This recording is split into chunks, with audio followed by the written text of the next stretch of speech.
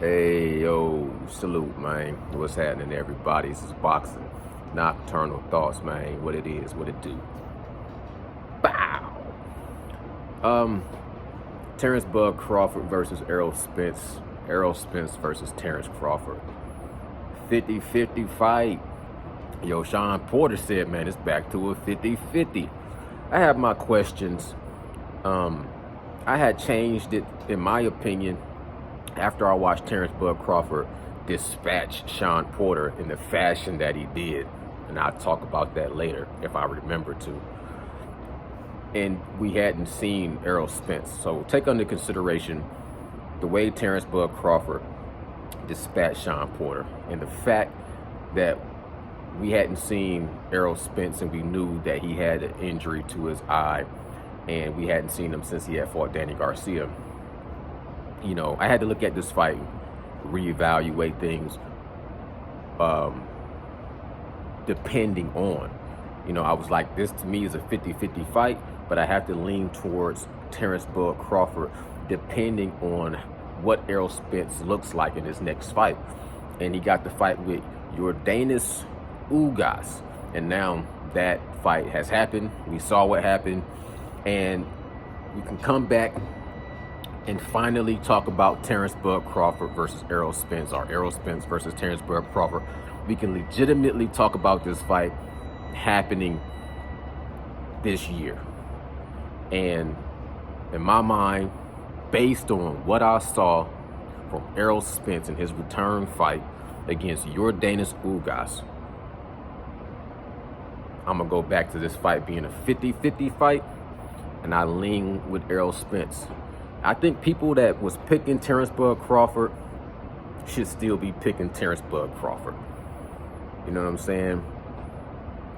After this fight with Yordenis Ugas, as dangerous as Errol Spence looked, as durable as he looked, you might have saw some little flaws here and there or some rust here and there. But if you've been riding with Terrence Bud Crawford, I think most people should stay with Terrence Bud Crawford. If you was riding with Errol Spence, I feel like you should still be riding with Errol Spence. Hence, this is a 50-50 fight. And I was riding with Errol Spence from day one, but I never had any reason to be one of those type of people that hated Terrence Bud Crawford. That didn't make any sense to me. Like, to me, you should be appreciating both of these dudes for what they bring to the table. Period, point blank. My only criticism to Terrence Bud Crawford really was his welterweight resume. You know what I'm saying? And honestly, I couldn't wait for him to fight Sean Porter so that he had that legitimate opponent that I felt like would really show Terrence Bud Crawford as a true welterweight. Now, first of all, I'm more impressed with the victory that Errol Spence had over Yordenis Ugas than I am with Terrence Bud Crawford versus Sean Porter. Honestly, I think Yordenis Ugas, we all know when he fought Sean Porter, that was a controversial outcome. I still felt like he didn't do enough to put a definitive win, an exclamation point on a victory when you're fighting a champion and you're trying to take the championship title away from a champion. You really got to beat that dude. You got to take it from him. You got to leave no doubts. You damn near got to not leave it in the hands of the judges, like we saw what happened with Jack Catterall and Josh Taylor. We saw what happened. Like, to me, Jeff Horn versus Manny Pacquiao was controversial, but I always thought that Jeff Horn did enough to outwork Manny Pacquiao, but it was obvious that Manny Pacquiao was the better fighter. He almost had Jeff Horn knocked out in the 9th round. I think the biggest robbery to me for Manny Pacquiao was his fight against Timothy Bradley. I think obviously Manny Pacquiao outworked Timothy Bradley, and I don't know how he got that decision. But I'm just saying, whether when fights end controversial or it's still, if it's like a draw is a draw, in my opinion. Like,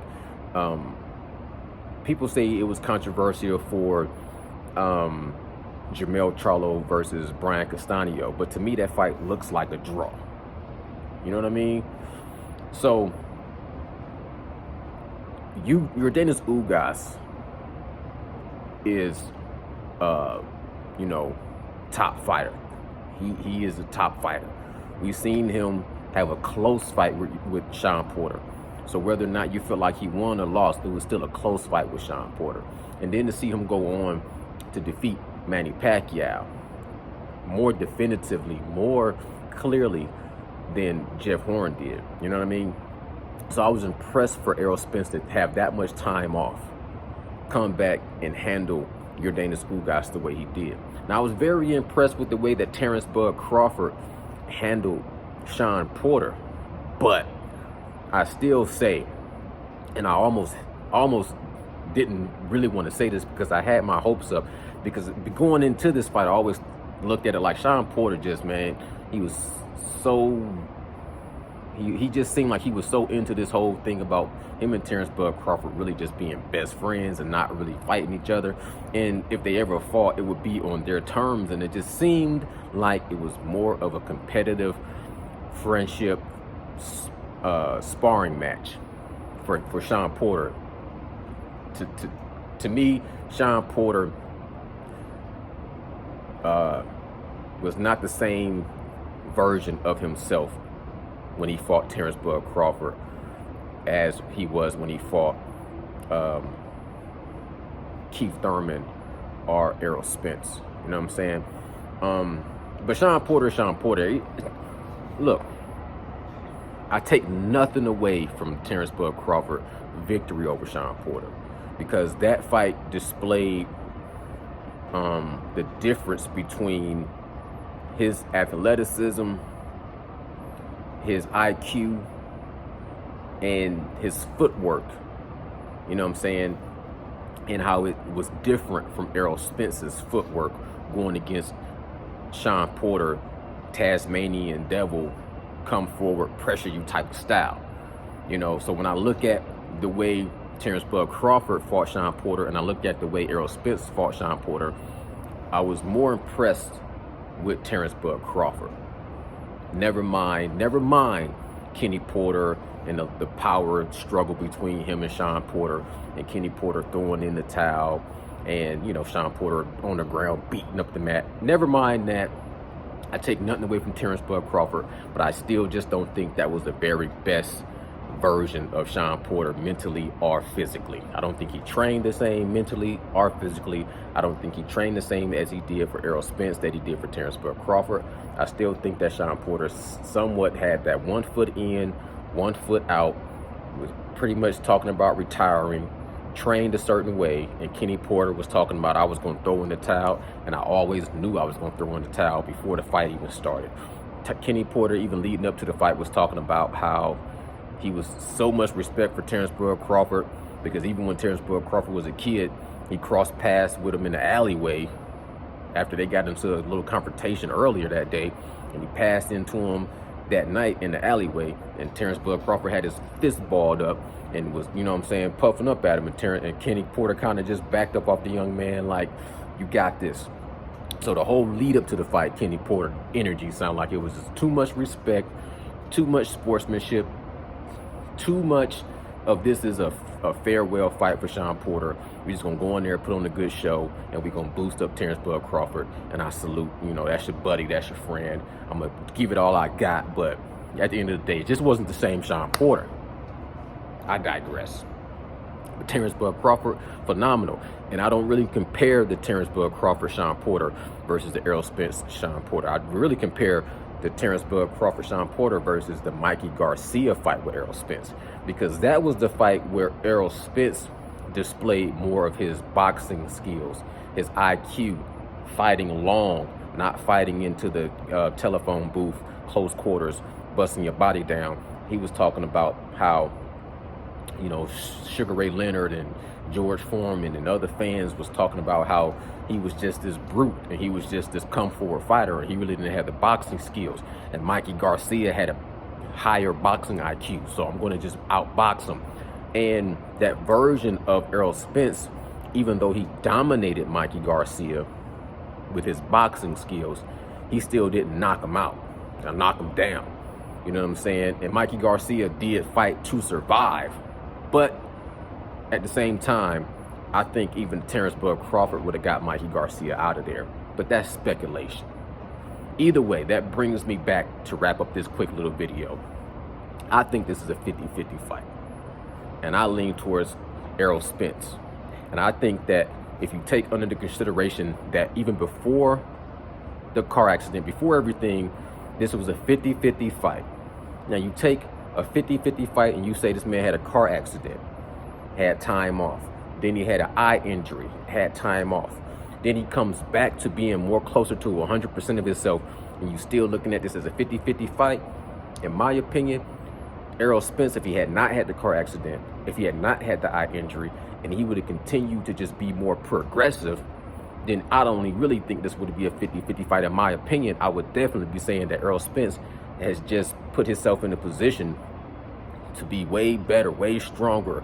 You know, if you would have got a nutritionist years ago instead of trying to figure it out on his own, if he wouldn't have had the car accident, you know, if he wouldn't have had the eye injury, if he wouldn't have had the time off away from the sport, if he would have got the fight with the Manny Pacquiao's and all that, then to me, a 50-50 fight from years ago by now would be something where I would be saying Errol Spence is going to dominate Terrence Bud Crawford. But that's not the way it happened. You know what I'm saying? They had their journeys, and what happened had to happen. And I think the fight right now has perfectly marinated like some good ribs, and the meat is just falling off of the bone. And they should get this fight done, signed, sealed, and delivered at the end of this year. Period, point blank.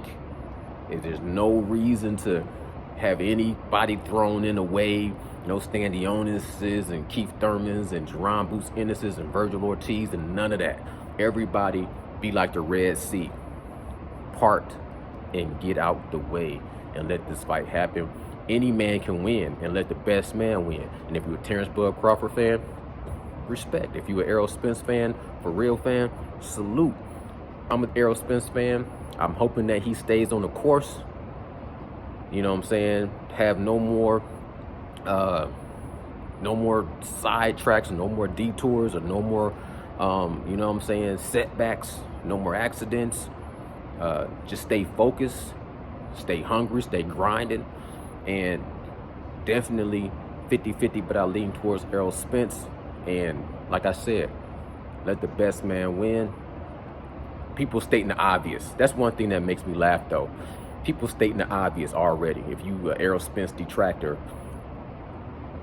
your Danish Ugas is not Terrence Bud Crawford. We know that. We know Terrence Bud Crawford is not your Danish Ugas. We know he's not going to be a stationary target or a heavy bag. We know that he's more athletic. We know that he has better footwork. We know that he's just not going to get stuck up in that high guard and take body shots. It's not going to be easy for Errol Spence. Errol Spence is going to have to deal with Terrence Bud Crawford's ability to adapt and change and be fleet-footed and, you know what I'm saying, in and out and up and down and bob and weaving and switching from southpaw to orthodox and strip. Errol Spence has never fought a fighter like Terrence Bud Crawford, and Terrence Bud Crawford has never fought a fighter like Errol Spence. Period, point blank. They both going to have to deal with each other. That's going to be a hell of a fight. 50-50 fight, and I lean towards Errol Spence. I believe he is the truth. I believe you can't judge a man where he at if you don't know where he come from or what he been through. And I think he is a straight up gladiator. Both guys, warriors and gladiators, old school throwbacks. You know what I'm saying? And I take my hat off to him. Bow. Salute.